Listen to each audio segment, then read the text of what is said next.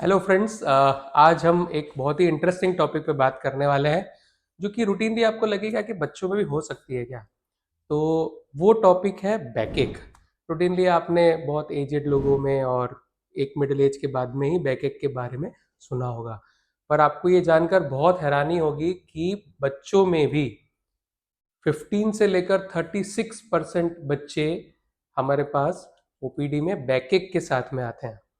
तो अगर आपके बच्चे को बैकएक है तो कुछ क्या वार्निंग साइंस होंगे, क्या सिम्टम्स होंगे और हम उसका किस तरह से इलाज करते हैं, आज हम इसके बारे में जानेंगे।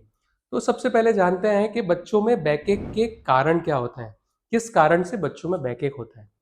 तो सबसे पहले सबसे कॉमन रीजन है बैक स्ट्रेन। स्ट्रेन का मतलब होता है बैक पे ज्यादा जोर आना, जैसे कुछ ज्यादा वजन उठा लिया लंबे टाइम तक, या बच्चों के स्कूल के जो बैक पैक होते हैं वो अगर ज्यादा भारी हो गए, या बच्चों ने बहुत लंबे टाइम तक किसी तरीके का कुछ भार उठा लिया हो और गलत पोस्चर में खड़े हो गए हो, तो बैक स्ट्रेन।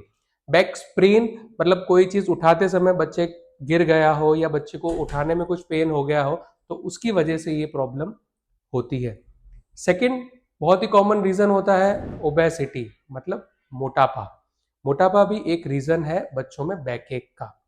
तीसरा रीजन होता है कोई मेडिकल कंडीशन हो गई, या बच्चे का कमर में टेढ़ापन है, या बच्चे को जन्म के समय या उसके बाद में या बड़े होने पर टीबी का संक्रमण हो गया हो या कोई और इन्फेक्शन हो गया हो, तो वो भी एक मेडिकल कंडीशन होती है जिसकी वजह से बच्चों में बैकएक होता है।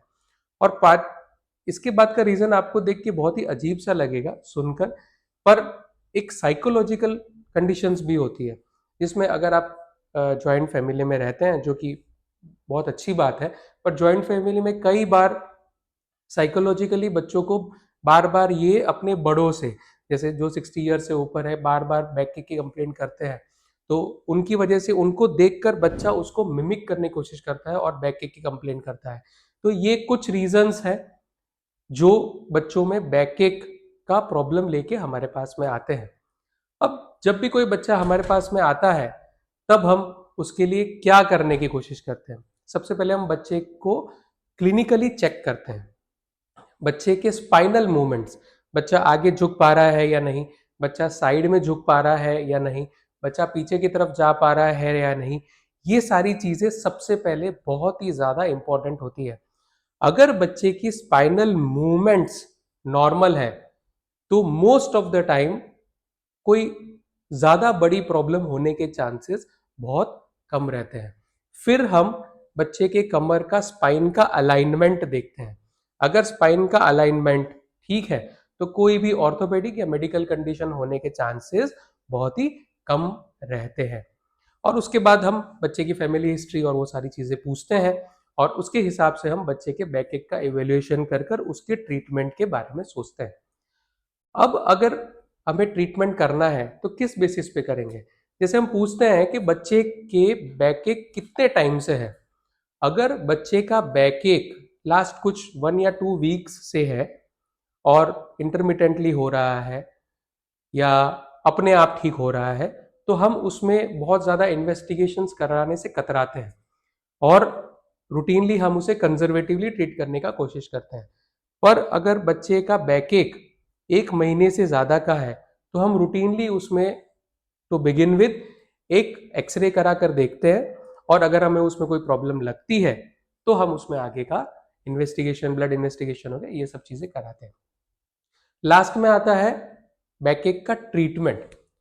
अब हमें जानकर ये बहुत ही अच्छा लगेगा कि मोस्ट ऑफ द बच्चों में बैकएक जो है वो 1 हफ्ते में खत्म हो जाता है, अगर हम उसका रूट कॉज हटा देते हैं। पर अगर बच्चों में 1 हफ्ते के अंदर प्रॉब्लम खत्म नहीं होता है और कुछ और कारण होते हैं जो जानना बहुत जरूरी है, अगर ये कारण आपके बच्चों में दिखाई देते हैं, तो आपको तुरंत डॉक्टर के पास जाना चाहिए। तो वो कारण क्या क्या है, जैसे अगर आपका बच्चा की उम्र 4 साल से छोटी हो, तो आपको तुरंत बच्चे के डॉक्टर के पास या ऑर्थोपेडिक सर्जन के पास जाना चाहिए।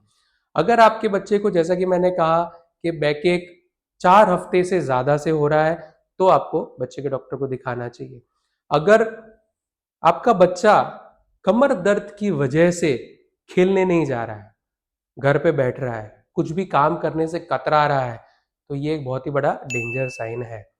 अगर आपके बच्चे को बैकएक के साथ साथ में बुखार आ रहा है, वजन कम हो रहा है और उसको जनरल वेल कंडीशन जो है वो अच्छी नहीं है, तो आपको तुरंत डॉक्टर के पास जाना चाहिए। अगर 1 हफ्ते या 10 दिन के बाद में भी अगर वो दर्द गंभीर हो रहा है या ज्यादा हो रहा है, दर्द के साथ में उसको पैर में या हाथ में झंझनाहट हो रही है, सूनापन पड़ रहा है, तो उसको तुरंत डॉक्टर के पास लेके जाना चाहिए। एक और कंडीशन है जिसमें बच्चे को रेस्ट के साथ में या नाइट में अगर पेन होता है या उसका जो दर्द है वो कमर से नीचे की तरफ अगर जा रहा है या उसके पेशाब में या उसको रेगुलर कॉन्स्टिपेशन रह रहा है, तो इसमें हमें बच्चे के बैक एक को बिल्कुल भी रूटीनली नहीं लेना चाहिए, उसे सीरियसली लेकर और तुरंत डॉक्टर को दिखाना चाहिए और इन्वेस्टिगेशन कराकर उसके पूरा ट्रीटमेंट कराना चाहिए। तो जैसा कि फ्रेंड्स आपने देखा कि बैकएक जो है वो बहुत ही कॉमन प्रॉब्लम है, किस किस चीज़ में होता है वो भी हमने देखा। मोस्ट ऑफ द टाइम बच्चों में बैकएक आराम से 1 हफ्ते के अंदर ठीक हो जाता है, नहीं होता है तो बैकएक को सीरियसली लेना चाहिए और तुरंत डॉक्टर को दिखाना चाहिए। होपफुली आपको ये वीडियो अच्छा लगा होगा। Thank you friends.